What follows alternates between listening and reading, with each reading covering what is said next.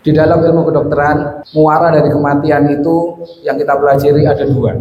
Yang pertama adalah gagal nafas, paru-paru kita gagal. Yang kedua adalah gagal pembuluh darah. Dari gagal aliran darah ini ada dua juga.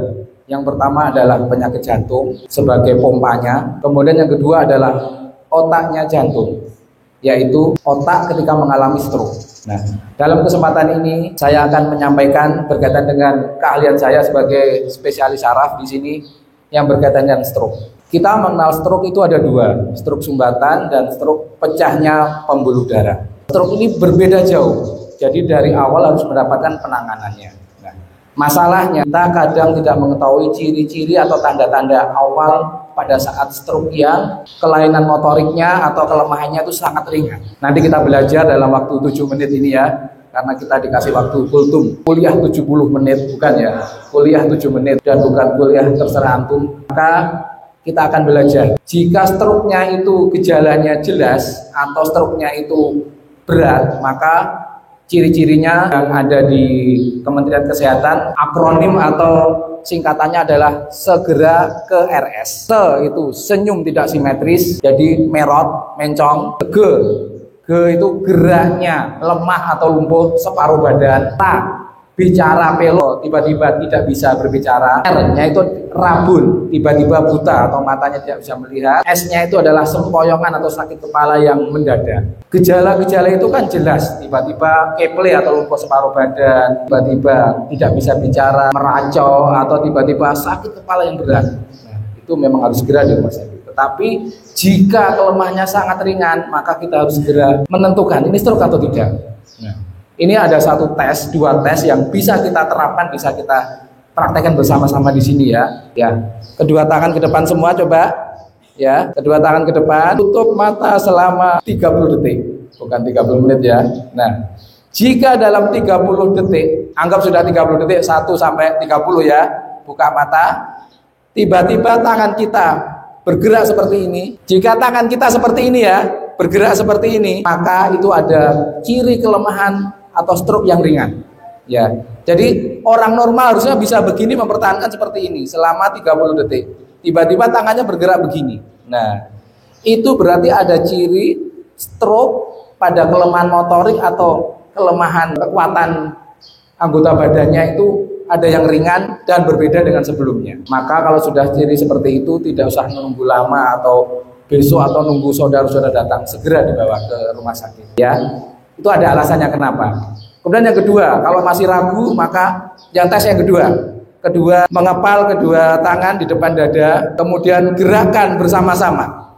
Ya, bisa semua ya, karena kita sehat walafiat, insya Allah ya, alhamdulillah, maka bisa. Tetapi kalau ada kelemahan yang ringan, maka cirinya apa yang berbeda? Kalau kita kan duanya kan simetris. Kalau misalkan yang lemah yang kanan, maka geraknya akan diitari. Yang lemah akan diitari yang kuat. Karena kanan yang lemah, maka yang kiri akan kecepatannya lebih cepat daripada yang kiri, yang kanan. Nah, sebaliknya kalau yang lemah yang kiri, maka yang kanan akan mengitari. Ya, masuk logika kan ya? Kalau kuat kan dua-duanya merem saja bisa. Nah, jadi itu cara ngetes ada kelemahan atau parese yang seringan-ringannya. Kalau sebelumnya sehat walafiat, tiba-tiba ada gitu, sudah segera ke rumah sakit. Mengapa? Kita mengejar namanya waktu emas. Ya. Golden periodnya itu 4,5 jam. Jika kita ketahuan pada saat ke IGD atau ke emergensi stroke sumbatan, maka ada obat yang langsung dimasukkan, namanya IV trombolisis. Lewat infusan dimasukkan untuk membobol sumbatan atau staknya itu tadi. Ibarat gorong-gorong, staknya ada, karena masih baru bisa dibobol. Jika lebih dari 4,5 jam, karena waktunya lewat, dikasih obat itu, maka jadi perdarahan. Dibawa kemana? Ke rumah sakit yang ada CT scan-nya. Akan dilakukan CT scan dan dari hasil CT scan-nya ada stroke sumbatan, maka waktunya kurang dari 4,5 jam dan memenuhi syarat, maka akan dilakukan obat lewat infusan namanya IV trombolisis. Dan ini sangat berbeda sekali hasilnya. Ingat, tiap 1 menit jika kita terlambat, ada 2 juta sel otak atau neuron yang akan mati.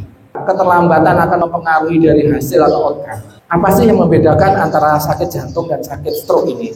Kalau jantung pilihannya cuma 2, hidup atau mati. Kalau stroke pilihannya 3, 1 hidup atau 2 mati, atau yang ketiga ada gejala sisa. atau swell. Gejala sisanya apa ya? Lumpuh, keple, perot, apalagi tidur aja di tempat tidur nggak bisa bangun. Maka dari saat ini kita harus menjaga. Bagaimana kita menjaga supaya tidak kena stroke? Muara dari stroke itu yang besar cuma dua, yaitu hipertensi, darah tinggi, dan yang kedua adalah penyakit gula atau diabetes. Jaga dari dua penyakit ini, karena itu adalah induk atau ibunya penyakit. Iya, nanti tambahannya itu anak tiri nanti ya. Yang induknya dua, bapak ibunya ini. Yang jadi ibu siapa? Yang jadi ibu adalah penyakit gula. Jadi sebagai ibu dia bisa melahirkan anak-anak penyakit yang lainnya. Jadi mandulkanlah si penyakit gula ini supaya tidak terjadi penyakit dari di mana saja. Jika sudah terjadi penyakit gula, maka sakitnya di mana? Kepala, pundak, lutut, kaki, semuanya akan ada. Dari kepala, pundak, lutut, kaki lagi akan sakit semua jika ada penyakit gula. Karena itu kita harus prepare atau preventif untuk menjaga dari dua hal. Caranya gampang. Kalau bahasa saya dua. Yang pertama adalah jamu. Jamu itu adalah jaga mulut. Jaga mulutmu dari makanan tambah. Kalau kita over berarti ya harus dibakar dengan exercise, gerak, olahraga. Ya, kita yang berolahraga dan tidak berolahraga itu akan berbeda. Kalau terjadi penyakit pembuluh darah, ada namanya kolateral. Pembuluh darah cadangan sudah terbentuk.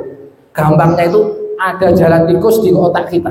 Dengan adanya lorong baru atau jalan-jalan tikus, ketika jalan utamanya terhambat, komplikasinya akan lebih sedikit. Mungkin itu yang bisa saya sampaikan. Jika kurang jelas bisa ikuti di konten saya edukasi di TikTok sama di YouTube Dr. Sarafku. Kalau di Instagram namanya Dr. Saraf Kimi. Mohon maaf, saya Dr. Fajar Rudi Gemindra. Saya bekerja di sini di Poli Saraf, di klinik nyeri maupun di OKA untuk tindak-tindakan intervensi nyeri.